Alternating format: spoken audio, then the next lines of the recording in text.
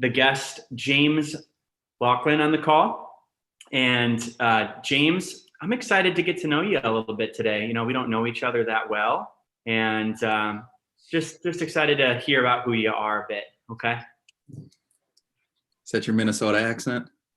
Yeah, you know, tapping into my Chicago, my Midwest, right? We both come from the Chicago suburbs, so figured mine as well. Yeah. Now, do you remember that conversation? We were like, yeah, the Skemper-Loughlin partnership in the families. Yes. Remember that? Yeah. The partnership is coming to fruition at this point. I know. You know, you put a vision out there and be careful what you ask for sometimes, Ben. I know. I got a good call with Jackie tomorrow. Cassie's was helping you guys with your birth. Yeah. We got a lot to talk about today. Right?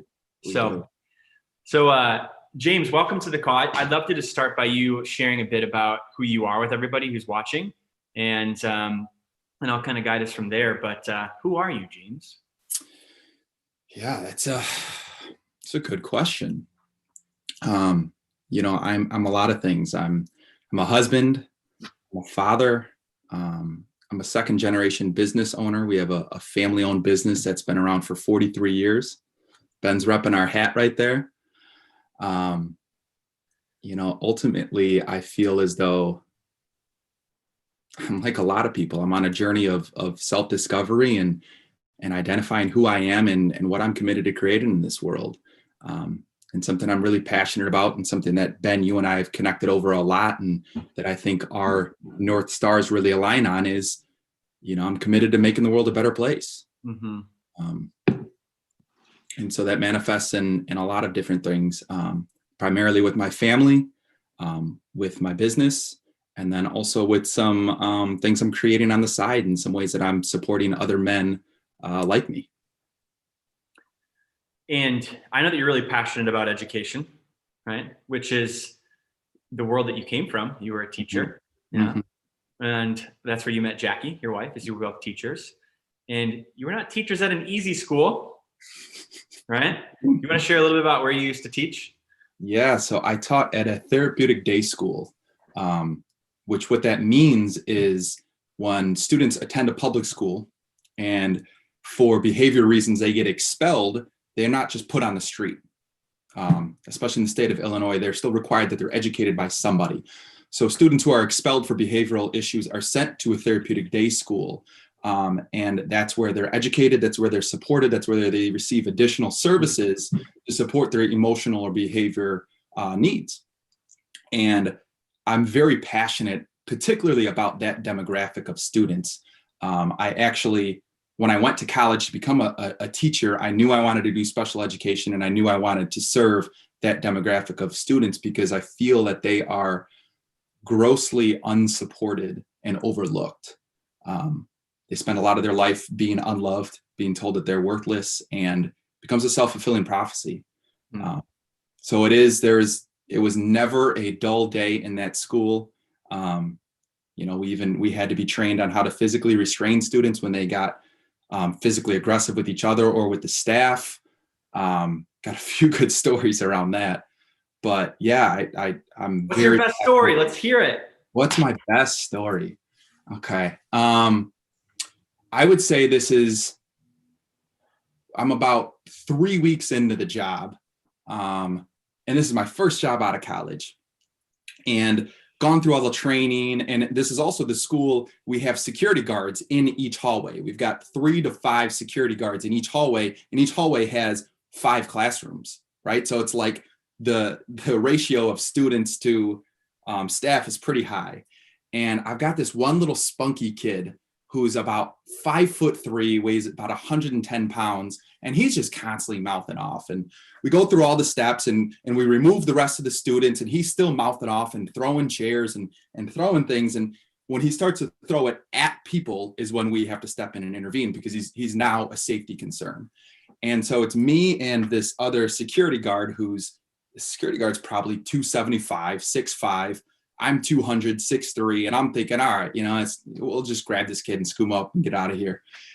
And boy, was I in for a rude awakening, because we get this kid, and as soon as we get our hands on him, he just turns into a Tasmanian devil, and his feet are going everywhere. He kicks the computers off the desk. The papers go everywhere. The room is just trashed. And this kid, I mean, we're sweating bullets trying to get this kid under control.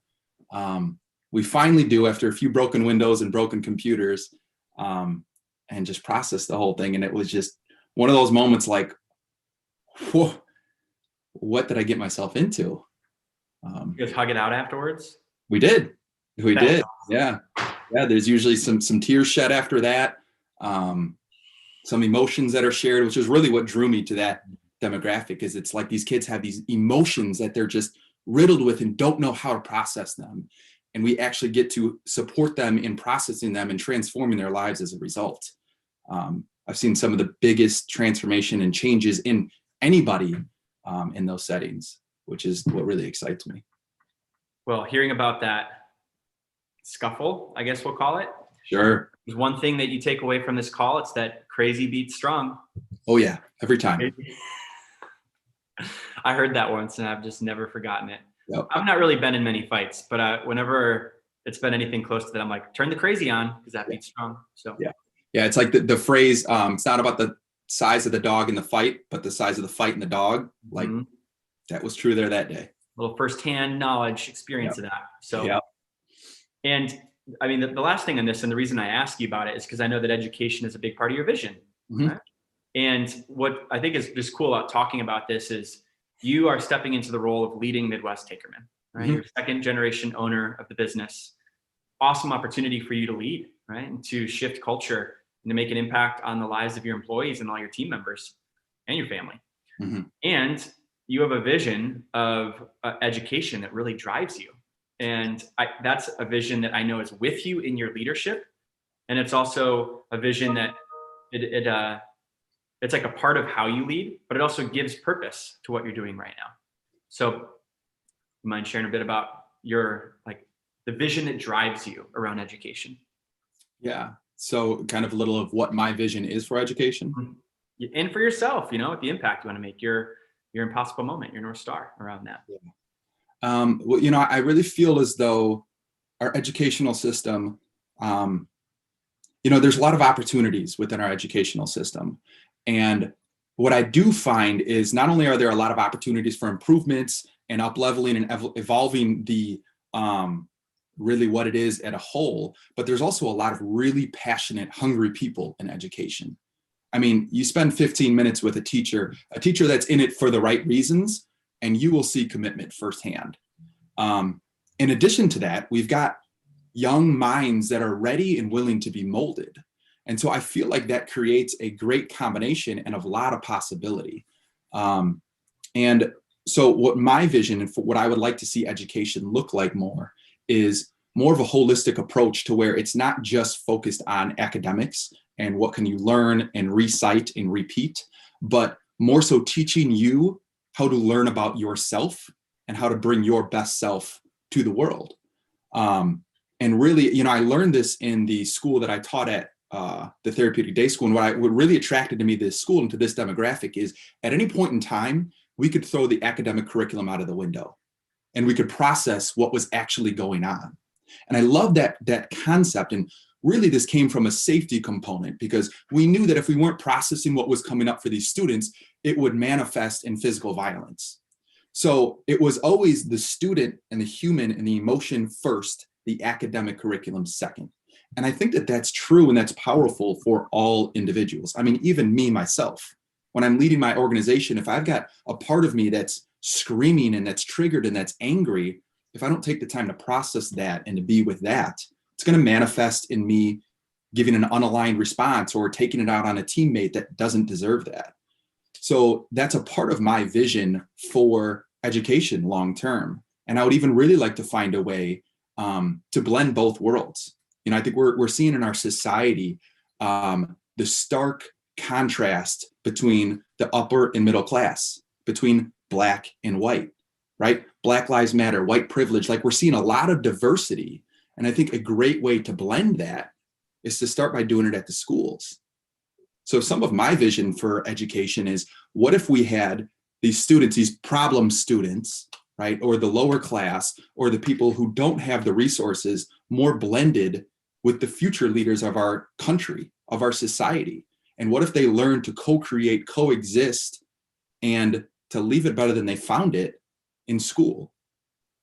And through this cooperative learning, where we're taking students of all classes, of all backgrounds, of all levels of socioeconomic status, and they were developing these skills at a younger age, what type of world, what type of adults would they end up being? I think it's a great way to level the playing field and bring us together a little bit more. I love it. And so to shift gears a little bit, that vision, right? Which as you share it, like you feel really connected to it, something that really inspires you. How does that you show up and lead today? Yeah. Well, it's really when I think about that vision that I have for education, because like really what I'm looking to do is I'm looking to change the way our educational system is across our country. Like I want to change the culture of our education, or I at least want to be a big part of that. I know it's not something that I'm going to do all on my own, but that requires a lot of listening, a lot of influence, a lot of building my network, a lot of co-creating and collaboration with other people. And that's something that I'm bringing to where I am right now. Because also the industry that I'm working in, the maritime industry, the shipping industry, it's got a lot of amazing people there. And it also has a lot of amazing opportunities to move forward. I've never seen such hardworking people as I have in the maritime industry. Guys will go without sleep for 2 or 3 days if they're asked to, just to get the job done.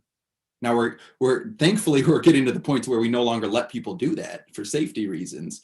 But men and women willing to break their back for their company. And that's an amazing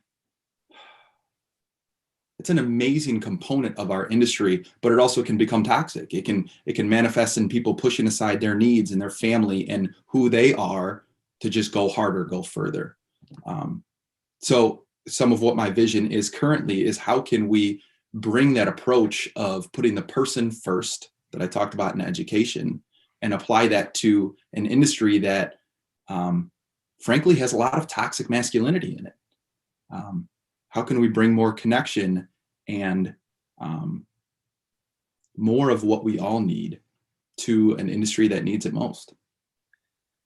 Yeah, you and I have had the privilege of working together in 2 ways, right? So at Abundant, we work with individual leaders who come through our events, come through our programs, and we help them grow as leaders. And also we do work with organizations and cultures and helping bring out the best in them. And so, I had the chance to come spend a day with your team and to do some work with Midwest Tankermen. And it really hit me, just an interesting observation. I was like, oh, wow, what's interesting about this is some of the other companies we've worked with are in industries that have been around for 5, 10, 15, 20, 30, 40 years, right? Think about tech. I'm here in San Francisco. And when I was with your organization, I was like, oh, the maritime industry has been around for like thousands of years. There are things that are embedded into what it means to be on boats and be in the maritime industry that have been around for a long, long time. Yeah. Which is just interesting. Yeah. And I think where I want to go next with you, James, is first just talking a bit about your journey. And so you've done work with Abundant here for the last 2.5 years. Yeah. Yeah. And what was life like when you came to your first immersion? You came through your first Abundant training, and what started to change as you've done some work with us? Yeah. I would say if I could boil it down to really one concept that has transformed my life and that has really summarizes our work together, is so much of my paradigm and my worldview was coming from the problem, which makes sense, right? Like I'm experiencing pain. This is not working. This is whatever, fill in the blank for the problem, focusing on that. And how can I eliminate that? And what was a huge shift in my reality in my first immersion and in working with you guys was instead of focusing on the problem, focusing on what's possible. What could a better tomorrow look like? Instead of removing my pain, how can I bring more pleasure? And in doing so, remove some of my pain. And really that paradigm shift and looking at through life from that lens has on its own brought more opportunity, brought more joy, brought more connection. And it's completely transformed my life. Hell yes. It's a fun ride, brother. Yeah. No. And there's many things we could share and talk about. Costa Rica, Jackie's first time coming to an event. Yeah. That was awesome. Yeah. That was awesome. And I mean, I'm happy to dive into the details if that's where you want to go too. It's definitely a good conversation. And I think maybe just a little bit about how your growth as a leader has impacted your marriage and your family. And then from there, let's, I think, go towards Midwest Tankermen a bit. But I know that has been a big part of your journey. Yeah. And a big part of you stepping into your vision is really focusing on the family component of that. So yeah, what would you like to share about that? Yeah, I mean, it's interesting. That was my biggest takeaway from my first immersion with you all, is what possibilities were awaiting me within my marriage and within my family. Quite frankly, I came to the immersion because, I wanted to improve my sales and leadership capacity, right? Like, it was business oriented why I came there. And really in this weekend that we spent together, it became so clear to me how much my marriage was falling apart and how unhappy we were, which is something that I was aware of, but wasn't really willing to face, or wasn't really willing to be honest about. And my marriage was failing from my perspective, and what I took away from that weekend, really because of the reality that I wasn't listening. I wasn't willing to open up. I wasn't willing to be present. Again, I kept focusing on the pain points and the pain that I was experiencing, and I was closing myself off to any other feedback that I was receiving. And so that first immersion really transformed my thinking on how to listen in a whole new way, how to take personal responsibility for how I can show up in my marriage, instead of putting the focus on my wife and what she's doing wrong. Like, how can I change myself and bring a different version of myself to my marriage and let that bring some change to my family? And I knew it was something that was going to require a completely different version of me. And frankly, it was something that just overwhelmed me. Like, the how was just I don't know how the hell I would do that, but I know it's something that I want. I see this vision. I see what's possible for the type of husband that I could be. And I know I'm not there right now. And I don't know how to get there, but I'm committed to that. And, that's when Zachary and I had a long walk, as Zachary does with a lot of people and a lot of transformational experiences. And it really became clear how much you guys could support me in that capacity. And we could figure out the how together, which is what I think what I really needed is I needed somebody to say, hey, we got your back here, James. Let's link arms. We don't have all the answers. You don't have all the answers, but together we can figure it out. And that's been the journey ever since. Yeah, I think for a lot of people, they have moments where they see possibility and they go to how. They don't see the how and they just go, All right, well, I guess not. Yeah. And it's really powerful to just commit to the possibility, commit to not looking away from it. Yeah. Hey, I know that's possible. I'm going to keep reminding myself that's possible. And even if I don't know how, I'm going to take steps and do whatever it takes to keep moving towards the possibility. And so you've done that. Even for me, a lot of it was even before the immersion, I saw the possibility, right? I had a vision of the type of marriage that I wanted. But as soon as I saw the possibility, I then stopped looking at the possibility and started looking at the problem, which at that point in time for me was my wife. It's yeah, this is possible, but it's impossible for us to get there until she stops doing A, B, and C.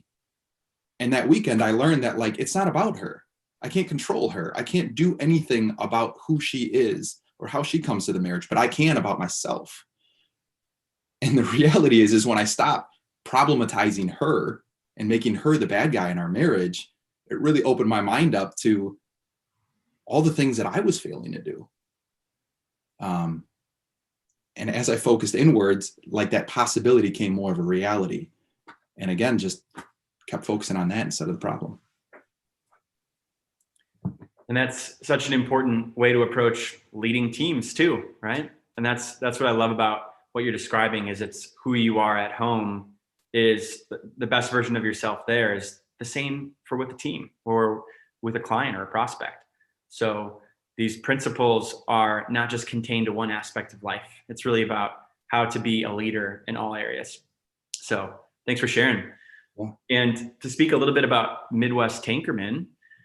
So your organization, right? You are in the maritime industry, right? You load and unload barges, hazardous materials, a very interesting craft that you all do. And what is your company known for, by the way, within the industry?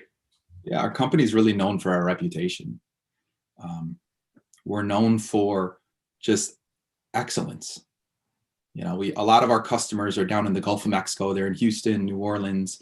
And so when their barges come up to the Chicago market, like they don't have much support from their company. They don't have manpower up here.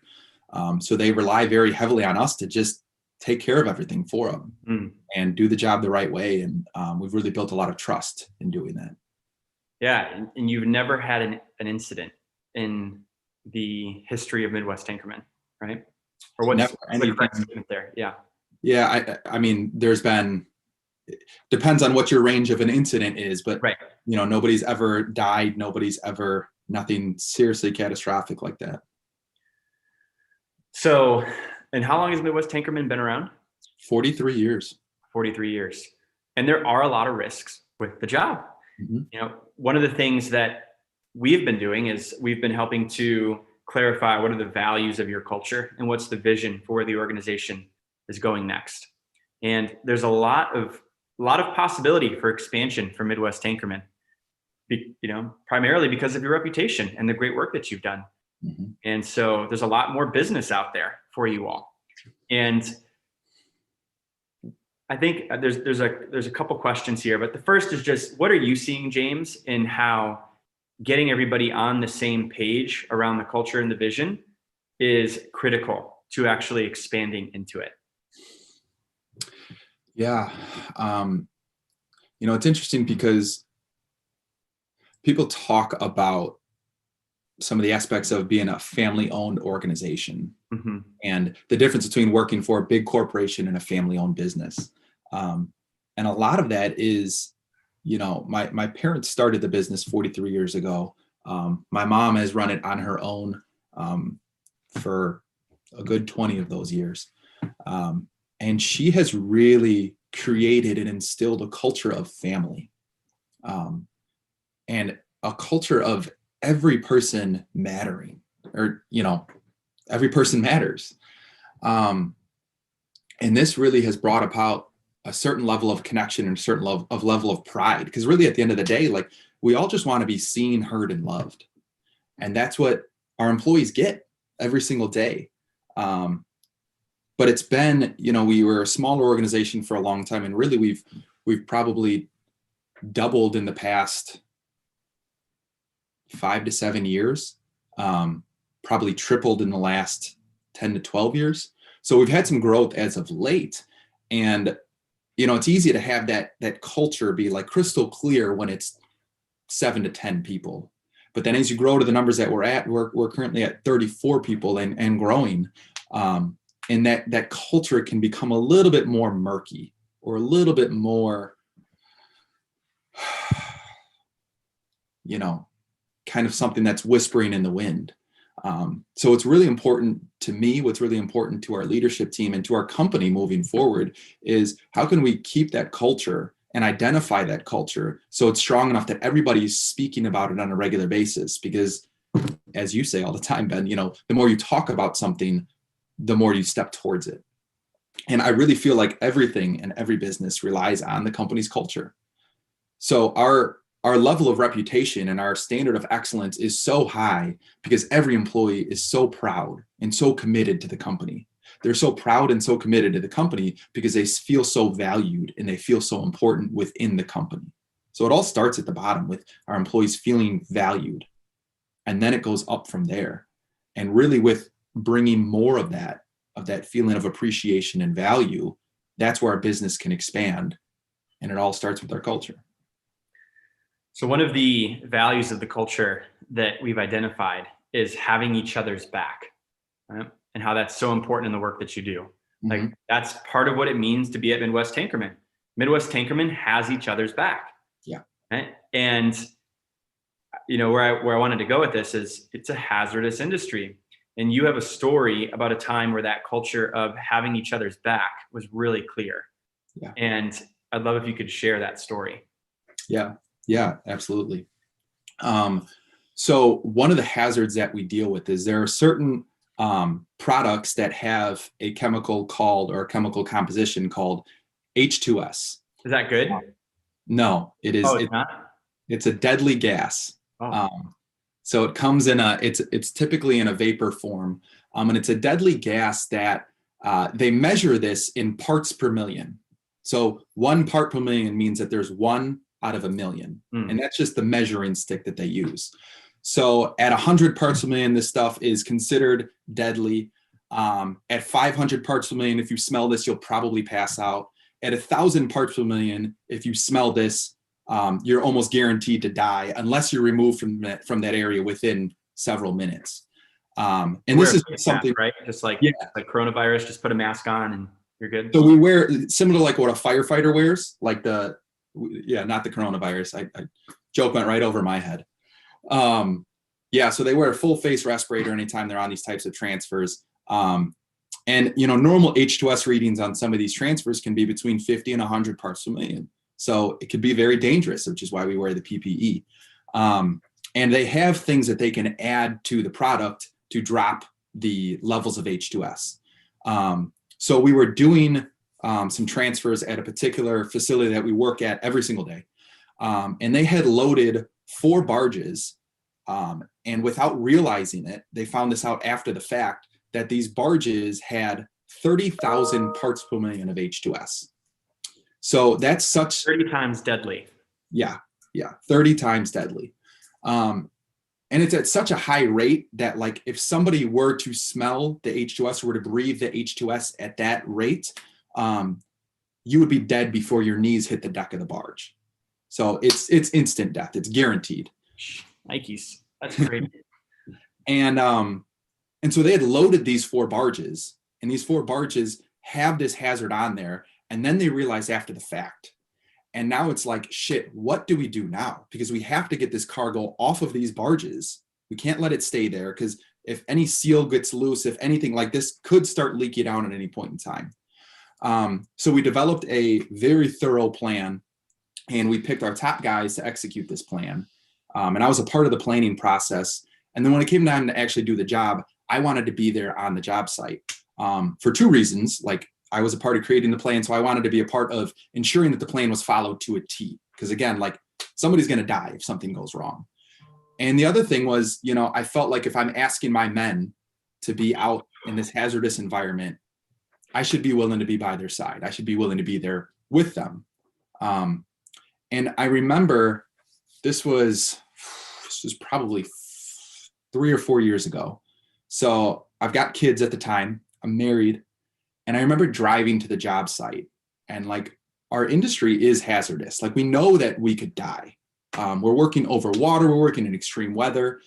But this was the first time that driving to a job site, like I was actually scared. Like I remember thinking, like there's a possibility that I could die today. Like if something goes wrong, death is a high probability. And so I get to the job site and we review the plan. And in a part of this job is one person is on the barge actually doing the work, wearing all the PPE, doing everything he's supposed to be doing. And then one person is on the shore in a safe zone, and that's called the safety observer. And his job is just to watch the guy on the barge and make sure if anything goes wrong, someone's there to sound the alarm, get the rescue team out, and try to save him.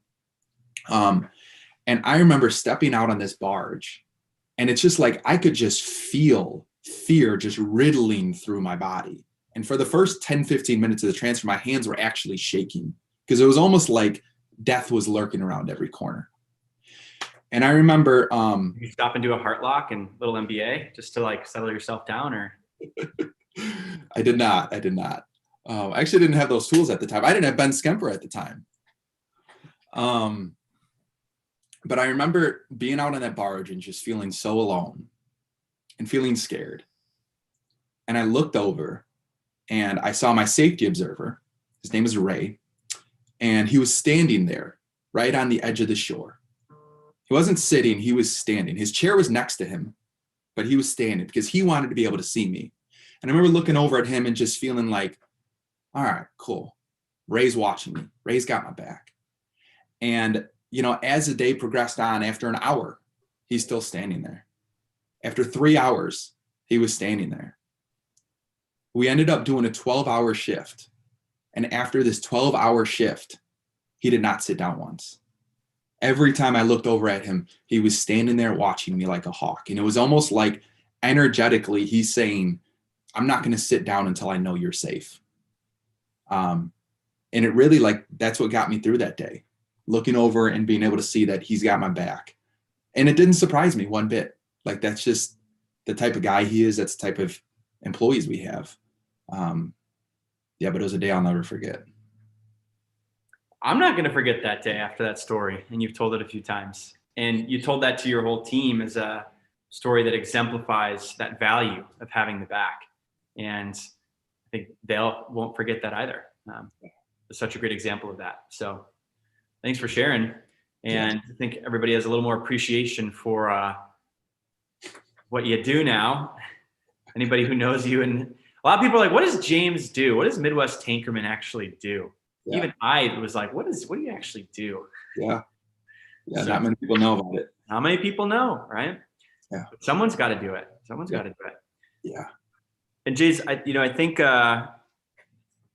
maybe the last question around this for now is just what's the vision for Midwest Tankermen? And how I'm asking this, it's not your vision, it's the vision, right? What's the vision for Midwest Tankermen? And why do you think I ask it that way? Yeah. Well, with the vision for Midwest Tankermen, it's interesting because, I had what my vision is and what I saw. But what was really important to me and through a lot of our work together was that, like, it's not my vision. It's not our leadership team's vision. It's our company's vision, because we've grown to be the type of company that we are because we're all in this together. So in our day together, that was a big focus, is we wanted to know from every employee at every level, like, what do they want to see out of our company moving forward? And what really excited me is it's really clear to all of our employees that we have something special within our company, especially our company within our industry. Like, people come from other companies, and when they work for us, like, they don't leave because they can feel that there's a certain special something there. And also, a reality of our industry is companies like ours are getting bought up and acquired or just going out of business. Like, the smaller business, we've kind of outgrown that risk factor, but, it's getting to the point to where it's like corporations are running this industry because it is so hazardous. And what our employees are really excited about and really came forth as the vision is this vision of expansion. One of our employees actually said it the day that we all got together and we're casting this vision together, but he said, in this industry, you either grow or you're going to get swallowed up. And so all of our employees were really excited at this idea of growing, not just because, like, growth and more money and all of that, like, that's really exciting and that people get behind that, but more so at the idea of there was really like an energy of like, hey, we need to protect what we have here. We need to make sure that this continues. And, like, there's guys saying that, like, I want my kids to work here. And some of them do. Kids that work there. Yeah, we've got probably 3 or 4 different families where it's 2 generations working for us. So it's really inspiring to see, like, how committed our guys are, not only to keeping our company thriving, but to see it grow to ensure that we continue for future generations. That's awesome. And it's been a pleasure to be a part of that and see what's happening for Midwest Tankermen. More to come. Yeah. Right? We should do another one of these in like a year, maybe even 6 months, and do like an update. Be like, hey, where's the progress at with this, with the team? That'd be cool. Yeah, we should. I think a last thing, James, I'm kind of thinking about how to end here. And actually, I'm feeling into an interesting opportunity here. A lot of these Abundant Leadership live streams are me interviewing the guests. And I talk a little bit about myself and, what we do at Abundant and some of my leadership experience. But not many people have heard through this show yet much about my family or my wife. And my wife is amazing. And there's another layer to the Skemper-Loughlin partnership that I think would just be cool if you talked a bit about your experience with Cassie. And you shared a little bit about who she is and how she supported your family, so people can get to know me a little better. Yeah. So I have 3 children, and my youngest is a 4-month-old. And we decided to do the first 2 children were hospital births. Use an epidural, like traditional standard hospital birth. And with this 3rd child, we wanted to try a home birth, and which brought a lot of fear and a lot of anxiety and also a lot of possibility, which is what we were really stepping into. But we knew that we wanted to be properly supported, and we wanted to have the right people there. And one of those people was your wife. So we hired Cassie, or we started the conversation with Cassie about being our birth doula. Recruited her. Through her, which is, not an ideal hire for a birth doula, because you guys live in San Francisco, we live in Chicago. Like, how are we going to make that work? But through a lot of possibility, we figured out the logistics. James, did you manifest the pandemic so that our family would go move to the Midwest just so that Cassie could be at your birth? Is that how this all happened? I cannot take credit for the pandemic. Okay. But I will look for opportunities wherever they happen to be fit. A lot of people who might like to have a word with you if you somehow. Yeah. Don't you put that evil on me, Ricky Bobby. Have you seen the South Park episode about coronavirus? No, I haven't watched South Park in a while. It's a good one. But I love it. I don't know if it's like live stream friendly for us to talk about, but I'll just say Randy Marsh started the coronavirus pandemic. So maybe after we're live, we can talk more about it. Yeah, after we're live. Yeah. All right, cool. And Cassie, it's interesting because we were attracted to Cassie just because she has this energy about her, just like this warm, embracing energy. But boy, did we underestimate her ability to transform us and transform our relationship. I don't know if I've ever learned so much about me and just how I can show up as a husband as I did through that process. And just for me, it was a huge lesson in letting go of my desire to control and just showing up to love and support. And it was transformational for us individually, us as a couple. And I mean, the results, this is the calmest, most joyful baby we've ever had. I hope my 2 older kids don't watch this in like 10, 15 years from now, but she's just like, she's always happy. She's always just full of joy. And, a big reason for us wanting to do a home birth was we believe that there is a human being's first experience on earth we feel like is impactful. And with Cassie's help in having this baby at home, because it was not an easy process. There was a lot of challenges and a lot of curveballs we were thrown. They came to fruition. And it's really, I'm a little bit further. It's really interesting, and what inspires me the most about Cassie and about Jackie, because they're both creating very similar things, but it's so much about women's empowerment. Like men have a lot of amazing traits, but women, I feel like, are the overlooked leaders, pioneers in our society, and their intuitive knowing and what they can tap into when they're properly supported and held, I mean, it's out of this world, especially when you just look at the act of bringing a child into this world.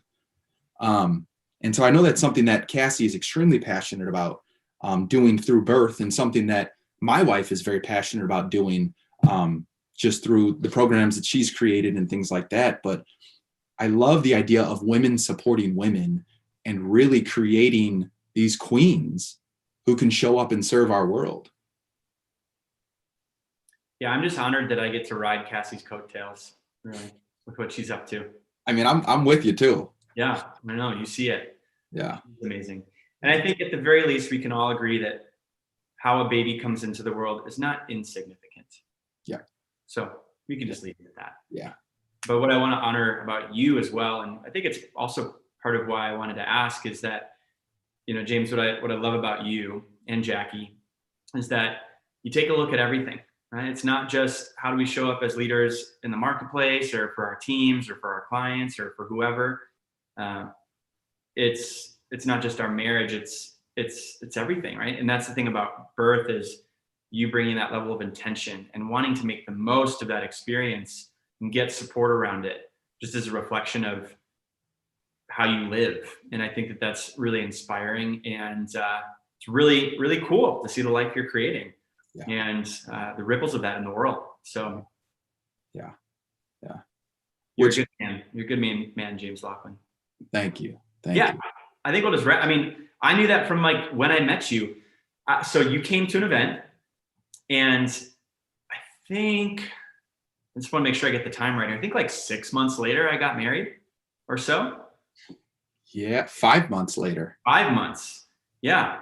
And less than 5, actually almost 4 months. Like 4 months. And so, you know, I was like, why am I inviting this guy to my wedding? Like, I think he's just a good man. You should be there. There's some reason. And you and Jackie made the drive, and you came on up. Yeah. You were part of our special day. Yeah. Yeah. Which I never knew. Like, did I just get the invite because I'm a new client, or, you know, but yeah, I fact checked with Cassie when she was here, and she said, sure enough, not everybody got the invite. Which I get, you can't invite everybody, but glad we made the cut. And hey, you know, if we want to, while we're talking about how amazing our wives are, I think we should promote their platform a little bit. What do you think? Sure. What Cassie is, what's her company? I only know her as Cassie Skemper, and I just got her cell phone number. I believe it's Empowered Birth. Yes. That sounds right. Yeah. Mm-hmm. And I don't know, Jackie's she's mostly just known for her right now and the work that she does, right? It's like Cassie.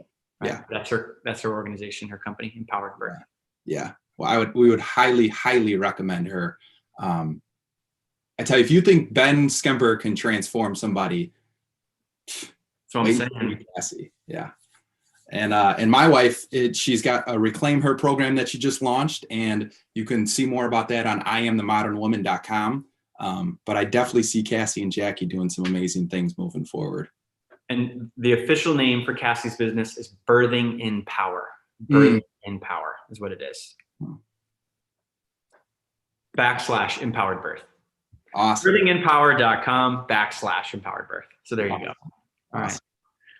Well, James, it's been a pleasure today to connect with you, to get to know you a little bit better, and for you to share more about who you are with anybody who's watching.